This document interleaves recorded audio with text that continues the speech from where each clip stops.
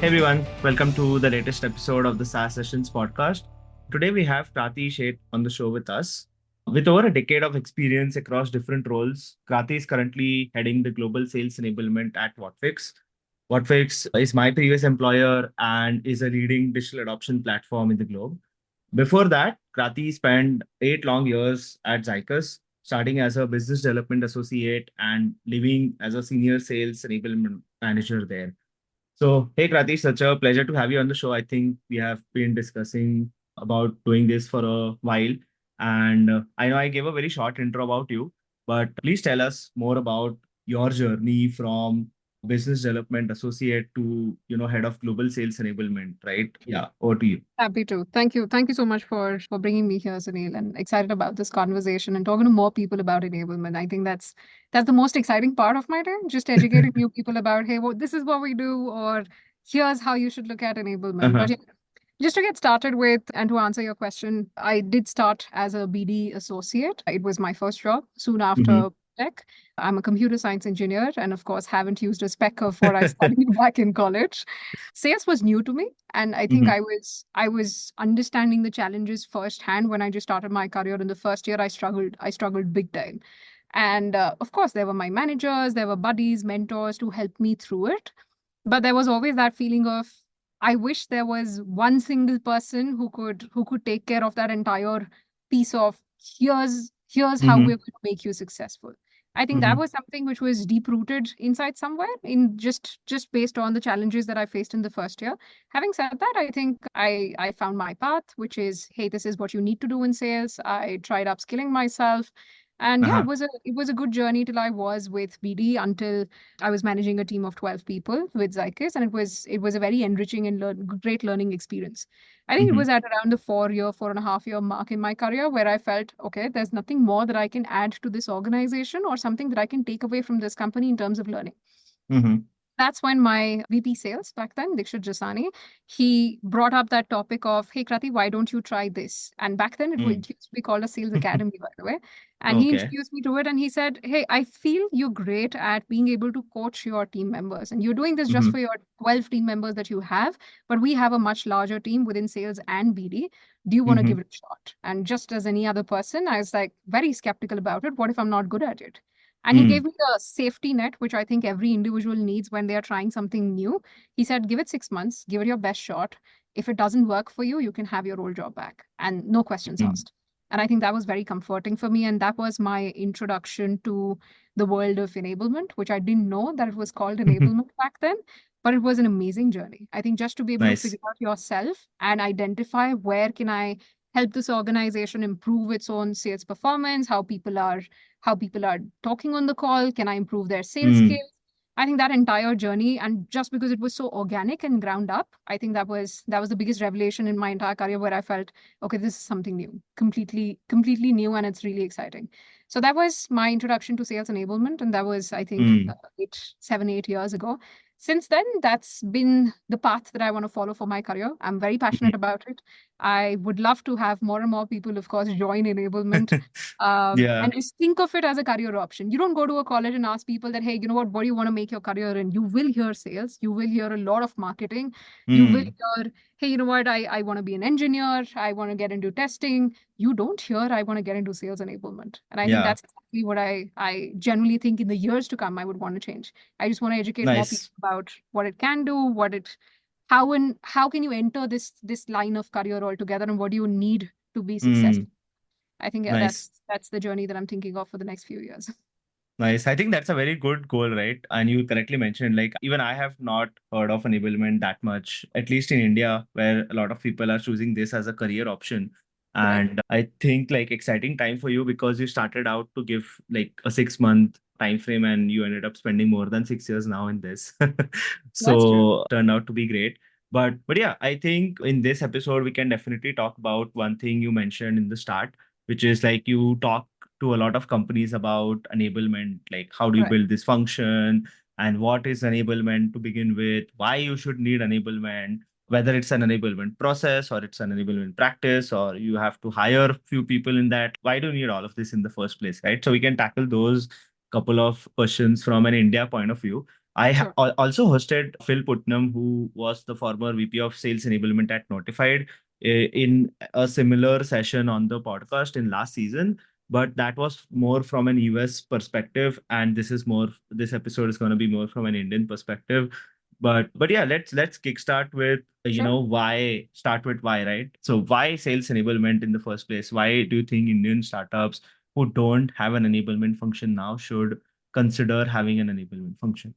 Sure. Yeah. I'll take a step back first, which is I'll talk about the different types of people that I usually come across. As you rightly mentioned, I do talk to a lot of founders, people who are early in their company founding careers, and they feel, okay, you know what is it that I'm missing out on? And I really appreciate those people because they are trying to find out, even if there are 10 companies out there who have an enablement function, why do they have that? So I love that curiosity, absolutely. And I really enjoy those conversations. But from those Mm-hmm. conversations, what I have zeroed down on is there are three types of people or leaders that you would come across or professionals. There is a good section who are aware of it, and I'm always very happy whenever somebody comes up and talks about, hey, you know what, we know of enablement, we've been educating ourselves, Mm. and we want to know where to get started. I think that is where half the job is already done because they've understood what is the importance of enablement, and we'll come to that, Right. of course. The second category belongs to the section, or rather, the second category people belong to the section where they've never heard of it before. So they Mm. don't know what they're missing out on. They don't know why is it important in a company. And to talk about the Indian market specifically, since not a lot of companies have it, it doesn't feel like, hey, you know what, I have a fear of missing out because everyone has Mm. that department, everyone has that function, and I don't. That's not the case with enablement, right? And finally, there's a third category that knows about it but is convinced this is not for them because they have this impression that, hey, enablement is for enterprise organizations. We are Mm. startups, we can't really afford this at this point of time, and we don't need it. It's something which is not meant for small or medium businesses. It's something which is meant for world class billion-dollar organizations, which is not true. I'll go Mm. back to the question which you asked initially, which is why sales enablement. I Mm. think, and I'll talk from the perspective of, I remember when I was interviewing with Whatfix and I had asked them the same question, which is, you're a startup, it's a new Mm. company, and you're thinking about bringing in a sales enablement leader. You're thinking about bringing me into the company. Why? What's your thought Mm. process behind it? And I think that's something which stayed in my mind as well when I educated myself more about enablement. I remember the response from the other side being, we're a company which is growing extremely fast. We Mm. have a lot of amazing products. We're investing a lot of money into hiring great salespeople as well.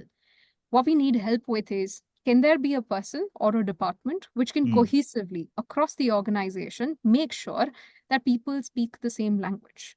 We want to Mm. make sure when a Whatfix customer speaks to us in India versus a Whatfix customer speaks to us in the UK or in the US, they're speaking the same language. And Mm. there's consistency in our messaging. That messaging is created beautifully by product marketing, but how do we make sure that it is adopted completely by our salespeople? And of course, I'm sure when you're listening to this, you're thinking about, why can't salespeople do that? That's Mm. exactly what that third category people who know about enablement think as well. They think Mm. this is a sales manager's job. That's what they are hired for. They're going to drive revenue and they're also going to coach their employees. And they're absolutely right in thinking that, except one small nuance. The skill set required to coach people on sales skills is something which is different from that of a sales manager. I can be a person who's brilliant at driving revenue through my team. I may or may not be a person who has amazing coaching skills, and it's not their fault. These are two Mm. completely different skill sets, right? So, a person or a manager who can drive revenue for you, the second question that I would want to ask them is, do you also want that manager to be spending time on coaching their people and making sure how they are presenting the product on the call is also accurate? How about Mm. that person does what they specialize in, and this Mm. enablement department does what they specialize in, which is creating a learning culture, helping Mm. people realize that, hey, you know what? You're great as a salesperson, but you can be even better if you learn ABC kind of skill sets, and helping those sellers through it. So for me, Right. why sales enablement? The simple answer would be, if you want to invest in improving the performance of your salespeople and you want to make them successful in your organization, I think enablement plays a very strong and a very big role in that. So, for any founder out there, I think the first question they should ask themselves is, okay, if you're a 10 people sales team, I can understand enablement may or may not be something which may be your requirement. But if you're a 50 people sales team, I think that is the point where you should start thinking about it, that can I have that one individual? And I'm not saying Mm. start huge enablement function. You don't need it, in all Mm. honesty. All you need is that one individual who can come in, bridge the gap between product marketing and sales, make sure everyone's messaging is consistent, identify the gaps in the sales skills and fill up those. So at the end of the day, Right. you're directly contributing to making sure that the sales team is performing better than before. Right. Right. No, very, very interesting perspective, Krati, I would say. And before we get on to the what is enablement point of view, right? Since you mentioned Sure. you speak with a lot of founders into three buckets, right? People who are convinced that, okay, enablement is there, they're educated, and we just don't know how to build or what's the next step is. Right. There are some people who are aware of it, but they're not still convinced, like, okay, do we still need it? We are a 30 people sales team. We can get everything done through the Slack, Google Sheets, and all of that. So, do we still need any process, any platforms in that way? We are not convinced yet. And then the third bucket that you mentioned was, some people are just not aware, right? Like what it does, why it should have. So, Correct. for especially talking about, people who are aware and they're not implementing it, what are some of the common challenges that you have seen with founders? Is it because they don't want to invest money in it? They are not able to find the right candidates? They are not able to find the right tools or processes or systems? Like, what is the common couple of challenges that you have seen in your conversations? I think the first one is just the realization of the fact that is it even something that we should spend money on? But if I keep that one aside, which is yes, they know about it and they're willing to give it a try, I think the top challenges would include the first one, which we all as enablers in India go through, which is finding the right talent, something that I was referring to in the beginning of the conversation as well. There are countable 300 people in the entire country who actually do enablement. Of course, there are people who have the title of enablement, but their job role is different from that of what training and coaching related enablement looks like. So I think the Hmm. first challenge is where to start. What kind of person should we get into our organization? The second challenge that they suffer from when they start looking out at people is they find a lot of people who are sales trainers. And these are Hmm. consulting organizations, these are sales training organizations. And that choice is very tempting. And I understand why. It's very Hmm. tempting because it doesn't feel like a long term commitment, right? I Hmm. can bring in this organization for 2 months, for 6 months, maybe for a year as well. I Hmm. still don't have to commit to the fact that I'm going to coach you, I'm going to make sure you are successful. I don't even know what enablement is supposed to measure as a metric. What am I going to tell this person, right? I'm Hmm. responsible, I'm the CRO, I'm the VP of sales. I don't even know what should I expect out of this person. So should I just get a training organization? I don't have to Hmm. train those people. They do this day in, day out. So I think that can solve my problem as well. Got It it. can, but partially. And the reason behind that is any company which is going to come in from outside is going to Hmm. lose the context which is of your organization. No one's going to Hmm. personalize their content for you, right? How training companies work, and I don't want to take anything away from them. They're amazing, they're great, but they are to Hmm. be used for specialized purposes. For example, you want to introduce a new sales methodology in your organization. They are the perfect fit for it because sales methodologies are not personalized to the nth level for a company, right? They stay the Hmm. same until 70%, 30% is customized for the company and personalized for their process, right? Hmm. But for an enablement person, you should expect 100% personalization. Customize Hmm. it to the needs of the company and to the level where today in this quarter, what is my challenge versus next quarter, what is it that I want to achieve as a sales leader? I think it all Hmm. just depends upon that. It could be the sales leader's goal or it could even be the company goals that Hmm. today we are selling three products. Tomorrow we want to get to a suite of solutions and we want to get into ABC new market. How can we even be ready for that? So I think that Hmm. is another challenge, which is just reiterating. The first one was hiring. The Hmm. second one was getting distracted with can there be a short term solution? Because I Hmm. don't know how to train this person. I don't know how to measure their performance. I don't know how to guide them as well.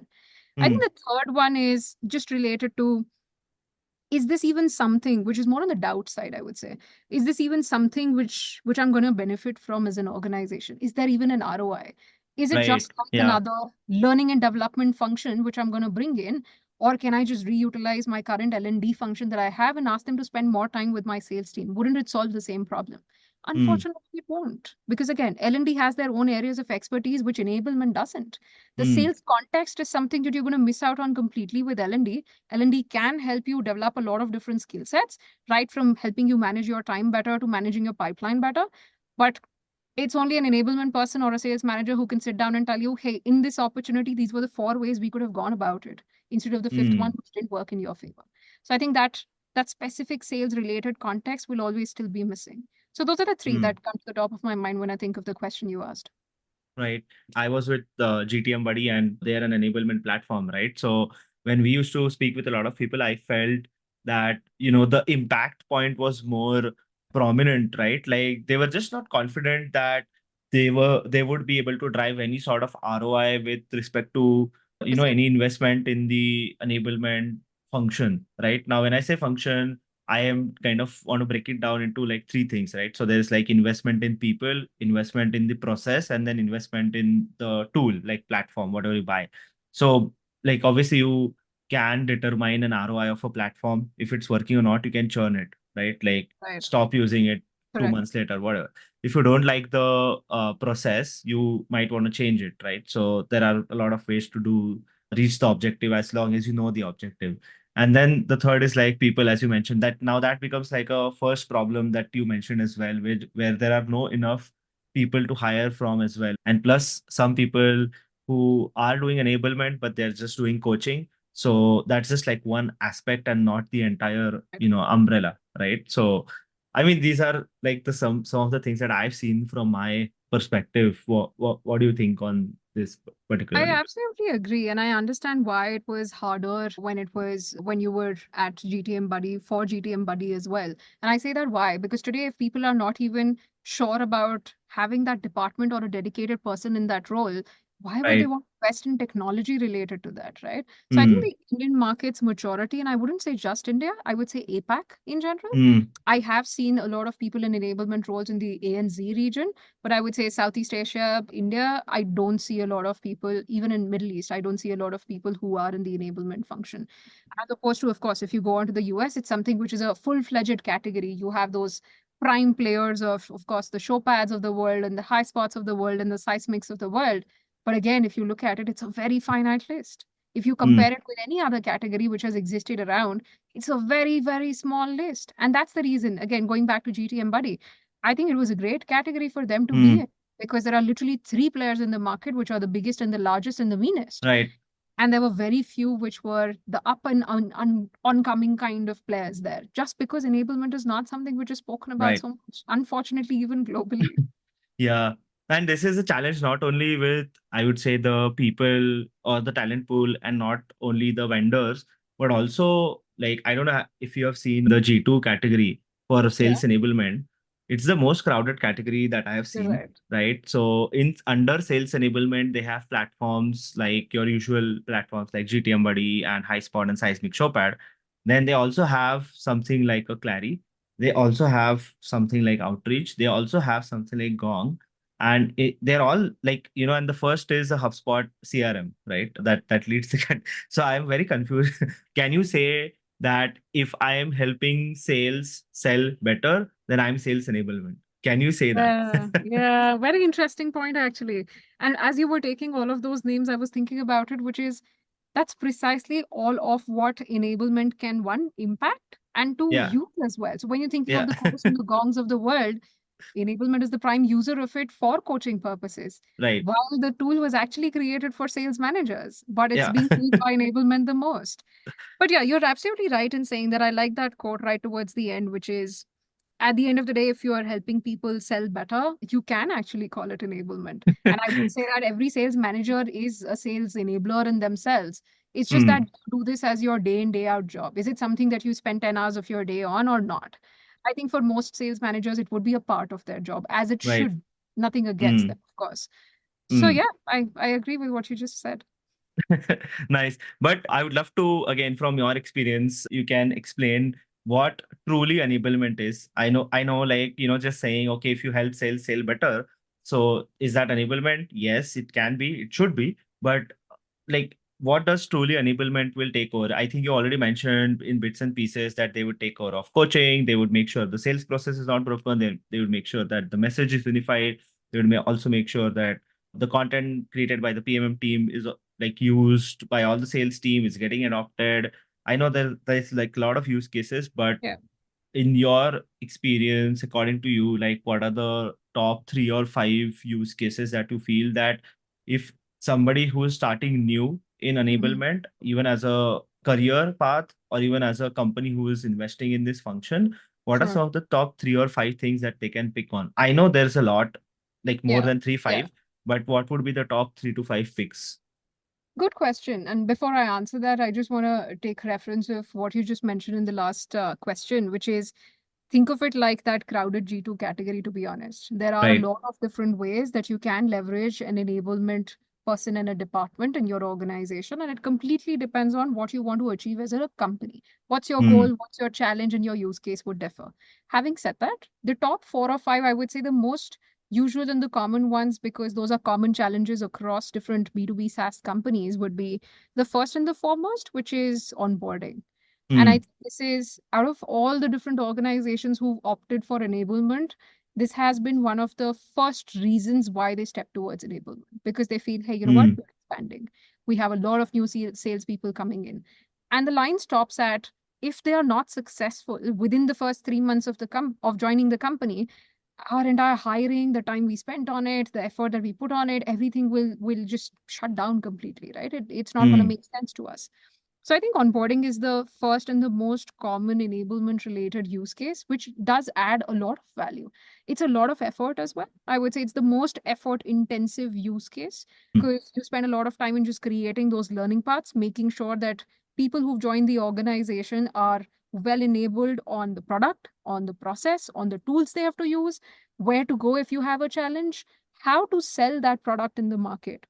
Hmm. All of this covered under several weeks of training is what onboarding would look like. And I know it sounds daunting, especially to a person who's a listener, probably who's thinking about making a career in enablement, but it is actually very fulfilling. And I would say the best step to start with as well. Because if I'm a new enabler in a company, I would want to educate myself as well Right. about how are you selling, what are the problems. So I think Hmm. onboarding is the safest thing to start with, where you can still continue to add value, but you're also learning on the side. So Right. onboarding would be use case number one. The second one, which of course has different names to it, which I would call it as a single bucket, would be everboarding. Hmm. Everboarding could be anything where you're helping the sellers once they've been onboarded into the organization, their ramp period is over, and then you're working with them to make sure that they Hmm. are more successful in what they are doing. I'm sure everybody who's listening will agree to the fact there is nothing like the perfect salesperson. It doesn't exist, right? Hmm. Every salesperson has potential to be able to learn more and hone their skills. It's all about sharpening your axe. And it's also about adapting to the changing market needs, adapting to the Hmm. changing product, adapting to the changing processes as well within the company. And again, that's where enablement comes in. Your competition is going to start making new features. How do you tackle that? Your Hmm. company has new customers. How do you use that to your advantage? All of those things, which we consider as basics, that why would Hmm. a salesperson not know this, are not so obvious for all salespeople. Everybody needs help when your company has become complex in terms of what it Right. offers. And it's not something which is very easy to do justice to. So Hmm. yes, you can be okay with, yes, my team has 60% productivity overall and I'm okay with it. Or you can dig down deeper into what is that middle bucket. And I always Hmm. talk about that middle bucket because that is where you can actually show a lot of change. That's where I would say that the most promising results would come out of. Because your Hmm. top bucket will always be able to figure their way out. They are the people Right. who know how to get things done, and they will find their way. It's always the middle bucket, which falls between 40 to 70% approximately. They are the ones who need the most amount of help. Just some amount of gentle push, right direction can actually make them the top performers in the team. And we've seen that Right. happening. And that's the most rewarding feeling for us as Yeah. an. So, yeah, that for me would be the second use case. The third one is just bringing together all the information that you think a seller would need in an organization. And of course, I Hmm. know we relate a lot to that, Sunil, because of GTM Buddy, but that's where solutions like that also come in. But even if I keep the technology part away from it, just creating a process where all of what I need as a salesperson is actually documented beautifully. I'm Hmm. not a person who would say, hey, you can't have an enablement department if you don't have an enablement tool. You can. It's Hmm. okay to keep your processes basic. It's okay for you to use spreadsheet or SharePoint as well. The thought which needs to go behind it is, can I segment all of my content and assets which are present today according to the different sales stages? So that I Right. know exactly when my salesperson is at an A stage, what would they need? Can I Hmm. bucket it on the basis of the industries? Can I bucket it on the basis of the persona? The whole idea is to make sure that your salesperson can find that information in as little amount of time and with as little effort as possible. That, in Hmm. my opinion, would be the third and the most common use case for anybody bringing in an enablement function. And I'll pause at these Right. three because, in my opinion, these three cover a huge gamut Which of what right. enablement can do. Makes sense. Again, bang on. choosing these three options, right? And just like pointing on the second one specifically, you correctly mentioned only like 20 or max 25-30% of people will always hit quota or be above that, Correct. right? And it's like a bell curve with a lot of people in the middle. And I think the CRO's like number one responsibility is to move the middle to the right so that more and more Right. people achieve like more quota. So we want to know, right, what sort of tangible impact that enablement drives, what an enablement function could be measured on. Sure. Again, before answering this, I would just want to refer back to something we spoke about in the early half of the conversation, which is impact is actually something which is spoken about. Impact for enablement, of course, is something which is spoken about the most globally, not Right. just India. It's Right. something, if you're a part of Sales Enablement Collective, which is like Yeah. 7,000 sales enablers together, there as well, every third conversation topic or discussion topic is about how can we measure impact? What are the metrics Right. that we look at? How can we prove it to our management that, hey, you know what, this is the work that the team did? Because the effort is visible. But then it's always a Hmm. question of, can I silo this result to, hey, this is what enablement did? And before I share the metrics with you, think about it. If enablers are working towards making your sales organization successful and your salespeople successful, of course, the metrics are going to be the same as well, which is what a sales team is measuring. To give you Right. a few examples, which you can clearly think of, this is what enablers can actually help drive.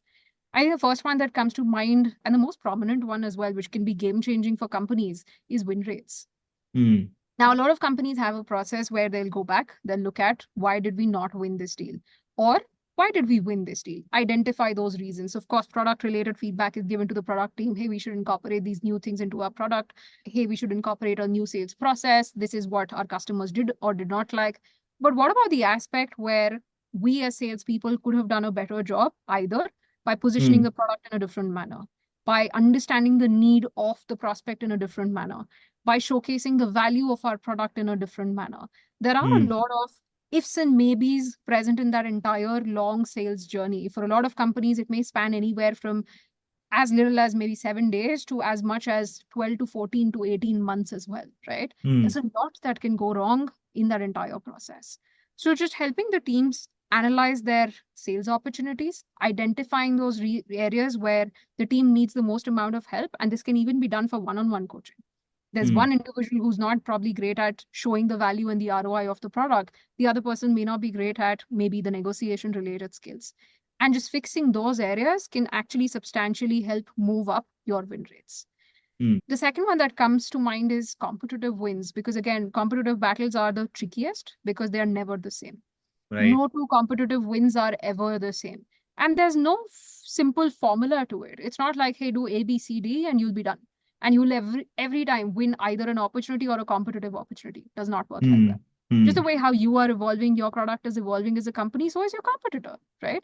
So I think competitive wins is another place where sellers actually need a lot of help. They ask for it as well because they want to make sure they know everything about what's happening with my competitor. If I'm going to go head on with them, I need to know everything that I do better than them. And as recent as maybe yesterday, Right. they come Hmm. up with something. Was there an annual report? Did they sign a new customer?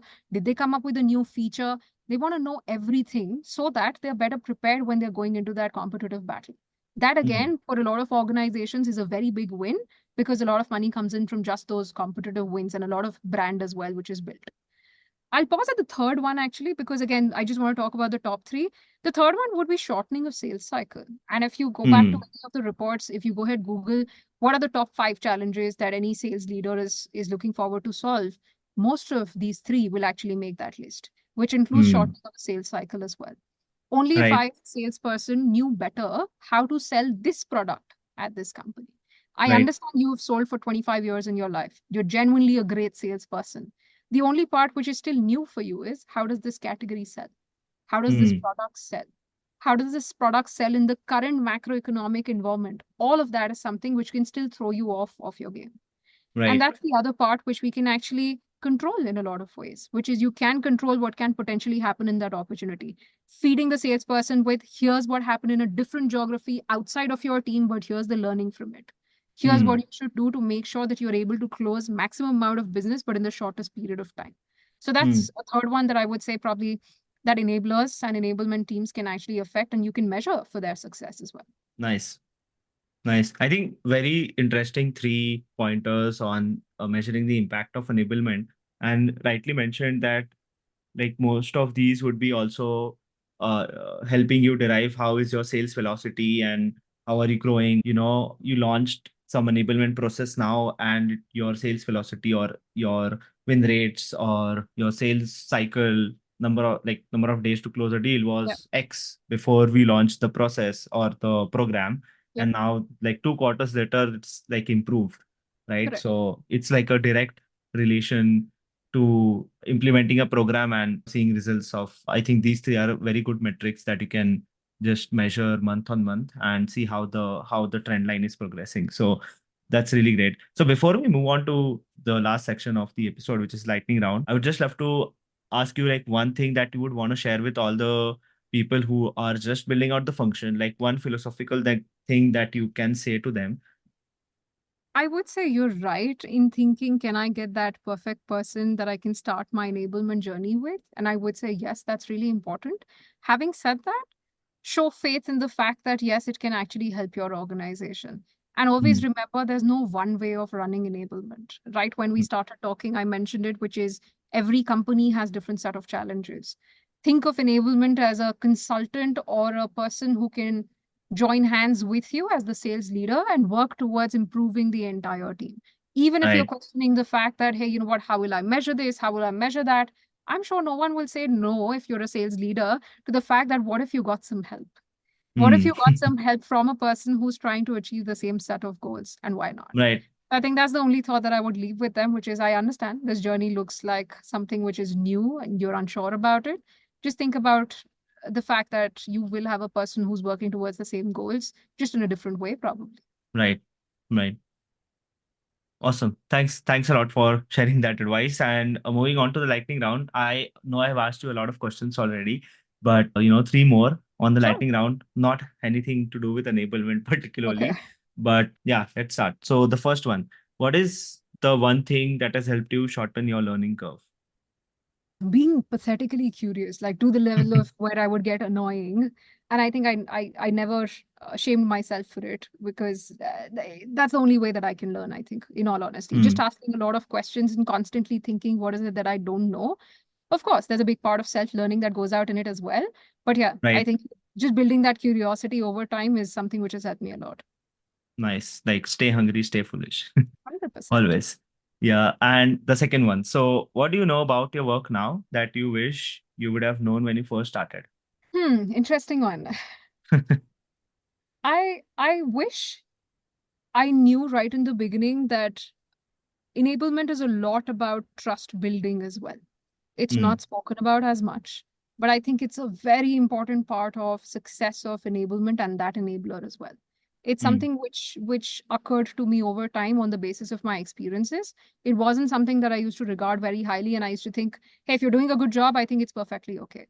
It's not enough. If you cannot Hmm. build faith and trust in the minds of the people that you are enabling, if they don't feel you can help them, unfortunately, your enablement will not land and it will not work. It will not show you the result or the impact. I think that's one thing which I have a very strong realization of now, but did not when I started off. Nice. That's interesting learning. And the third and last one. So, what did your biggest professional failure teach you? I think my biggest professional failure taught me the fact that you always invest in people. You never invest in every time you're thinking about what is it that I can put all of my heart and soul into. I've learned that the hard way. It's always people. You can Mhm. coach them, you can show them, you can give them a direction, and of course keep it a give and take, which is you have to make sure that you as a leader are also contributing to their life. I think Hmm. that's my biggest learning of my career in general.